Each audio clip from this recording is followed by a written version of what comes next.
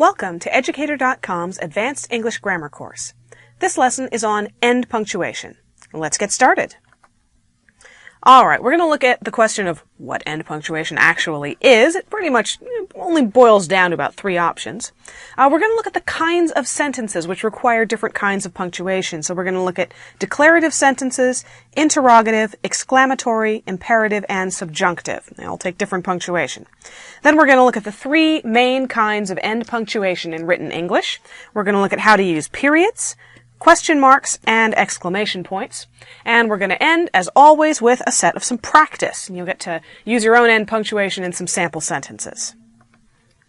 Alright, what is end punctuation? End punctuation is the punctuation that appears at the end of a sentence. Duh. End punctuation contributes to the tone or the meaning of a sentence. Basically, end punctuation affects the way the sentence sounds in your head, which, of course, affects the way a piece of writing sounds in your head.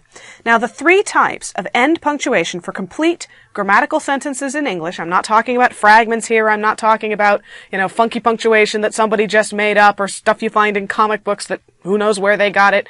Grammatical sentences, three punctuation marks. They are the period, the question mark, and the exclamation point, also called the exclamation mark. Alright, now we're going to look at a few kinds of sentences because some of them use certain types of punctuation exclusively. For punctuation purposes, there are three kinds of sentences. Each has its own end punctuation. These three kinds are declarative, interrogative, and exclamatory. Now, I know I talked about a couple of others just a minute ago. We'll get to them, but their punctuation can vary a little bit. So we're going to look at these three main kinds first. We're also going to talk about imperative sentences and subjunctive sentences because although they don't have a single kind of punctuation, they're still important. Alright, declarative sentences. These are the kind of sentences you will use most in English. They are sentences that state a fact. So, for example, the sky is blue. Well, it was last time I checked. Andrew walked home yesterday. I'll take Andrew's word for it. I hate broccoli, but carrots taste pretty good. You are saying both of those things as facts. Now, bear in mind, carrots taste pretty good is an opinion, but the person who's stating the opinion is stating it as if it were a fact, so it is a declarative sentence. They are declaring carrots taste pretty good. Alright, then we have interrogative sentences. Now you might notice from the name, it kind of looks like the English word interrogate, which means to ask someone lots and lots of questions, possibly in an aggressive manner. Well, as a matter of fact, interrogative sentences are what you use to ask people questions. Interrogative sentences ask a question. That's what they're for. They may have an inverted subject-verb order, so they may put the verb before the subject, unlike a normal declarative sentence in English.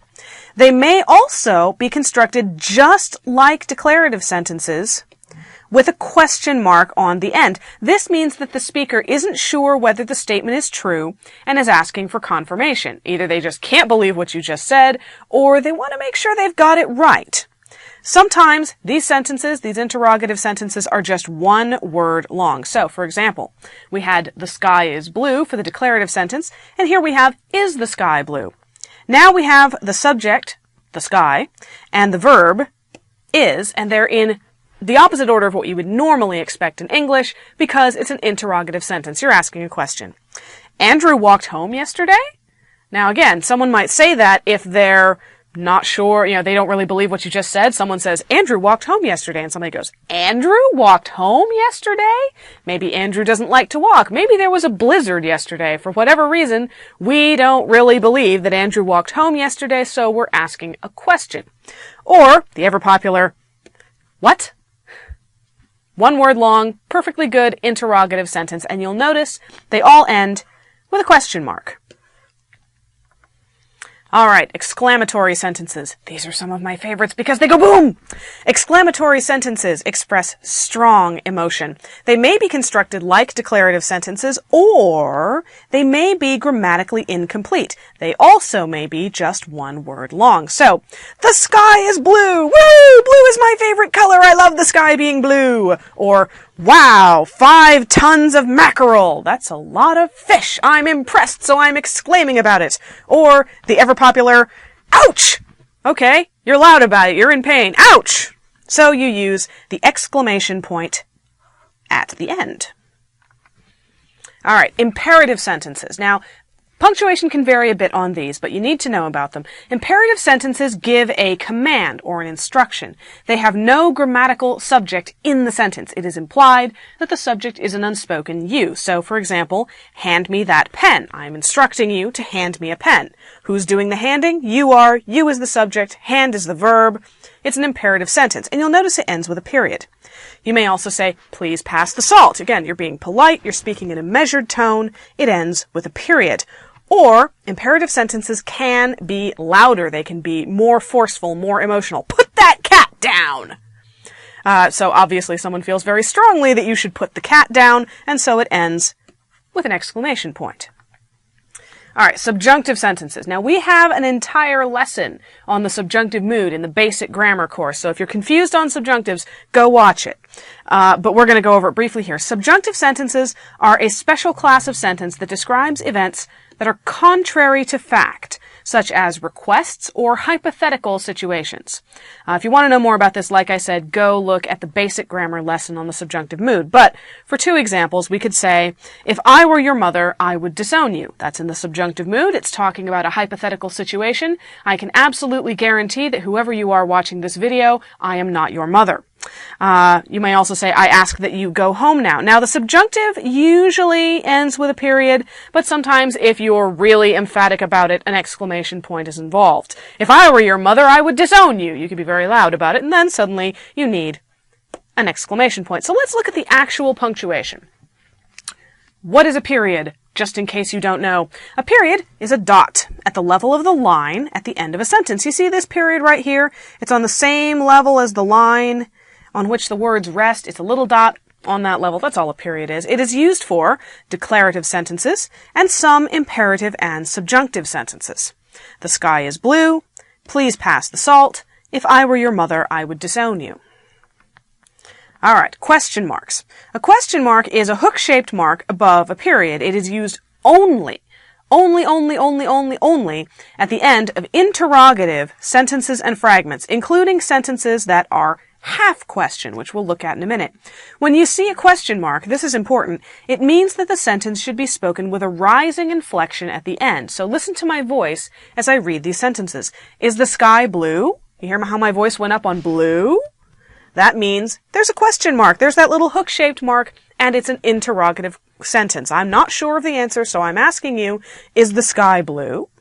You hate broccoli, don't you? Now, this is a sentence that's half question. You hate broccoli is a declarative statement.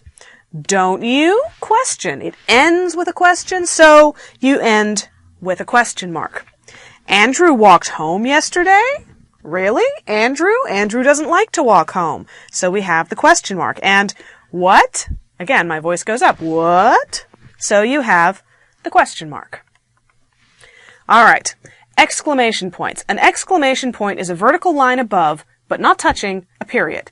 It is used at the end of exclamatory sentences and sometimes at the end of subjunctive and imperative for emphasis. But basically, if you stick an exclamation point on the end, you can always claim it's an exclamatory sentence just because it's got an exclamation point. So, the sky is blue! Hooray! Ouch!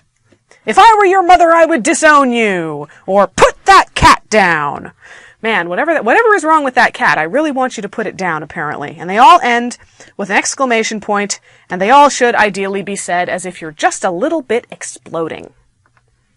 All right, so let's do a little practice with all of this. Take a look at these sentences and see if you can figure out what kind of end punctuation they need. Matthew is a celebrated attorney. Do you like Chinese food? Leave the package if no one answers the door. Stop right there. Amelia reads 3 new books every month. This cake is great, isn't it? My favorite movie is Casablanca. Are you joking? And this is the best birthday I've ever had. Take a good long look, pause the video if you need to, and see if you can figure out what punctuation belongs at the end of each of these sentences. All right, let's take a look. Matthew is a celebrated attorney. That's a declarative sentence, so it ends with a period. It's a statement of fact. Matthew is an attorney, and he's apparently very good at it. Do you like Chinese food? Now, my voice when I read that sentence was a little bit of a clue that it was a question. also the fact that the subject and verb order were flipped. Do is part of the verb and you is the subject. So that tells you we're asking a question. It's an interrogative sentence, so it must end with a question mark. Leave the package if no one answers the door. Again, simple statement, ends with a period. Stop right there. Now, if you put a period for stop right there, that's totally fine. You can say stop right there and, you're not shouting it. But in this case, usually if you want someone to stop right away, you probably are going to be shouting it at them because, for example, if they don't stop, they're going to walk over a cliff. So, stop right there gets an exclamation point. Amelia reads 3 new books every month. That's a declarative sentence, so it ends with a period. This cake is great, isn't it? That isn't it is a question, so it ends with a question mark. My favorite movie is Casablanca, statement of fact, so it ends with a period. Are you joking? Once again, we have that inverted subject-verb order. And so it's a question, and it ends with a question mark. Again, my voice when I read it, are you joking? You hear it go up. That's a question. This is the best birthday I've ever had. Now again, you could use a period instead of an exclamation point, but frankly, if you're having the best birthday you've ever had in your life, you're probably pretty happy about it, and you're probably a little bit exclamatory. This is the best birthday I've ever had. So now you see how it's done. And that's all for this lesson. Thank you for watching Educator.com.